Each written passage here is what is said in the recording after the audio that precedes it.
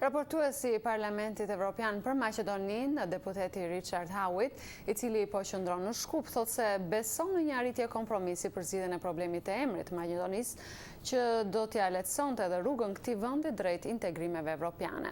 Raporti i progresit për Maqedoninë pritet pas pak javësh, ndërkohë që opinioni publik në vend nuk shpreson se aty do të jetë edhe data për fillimin e bisedimeve të antarësimit në BE.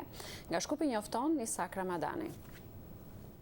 Raportuesi i Parlamentit Evropian për Maqedoninë, Richard Howitt, ka takuar autoritetet e larta shtetërore dhe zyrtarë institucionesh në Shkup për të njohur më nga afër me problemet me të cilat përballet Maqedonia.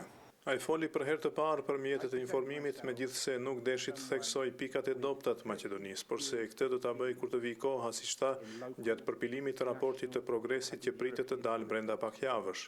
Në lidhje me çështjen e emrit të Maqedonisë, zoti Howitt tha se shpreson në një kompromis, ndërkohë që tha se nuk është vetëm problemi i emrit, por duhet të plotësohen standardet evropiane në mënyrë që ky vend të integrohet në Bashkimin Evropian. I'm someone who believes in strong, independent, pluralist civil society.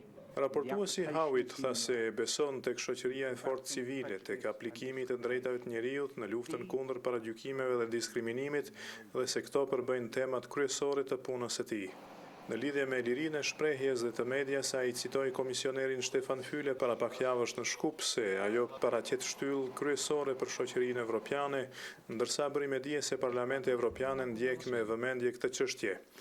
Analistët në Shkup mendojnë se autoritetet në Bruksel do t'i përmbajnë qëndrimit të njohur se Maqedonia duhet së pari ta zgjidhë problemin e emrit me Greqinë, që më pastaj të bëjë përparime drejt Bashkimit Evropian, ndërkohë që problemi me emrin, sidomos nga shqiptarët e këtushëm, shikohet si mbajtje peng e gjithë qytetarëve të Maqedonisë dhe shteti ka ngecur në vend që nga dhjetori i vitit 2005 kur mori statusin vend kandidat për antarësim.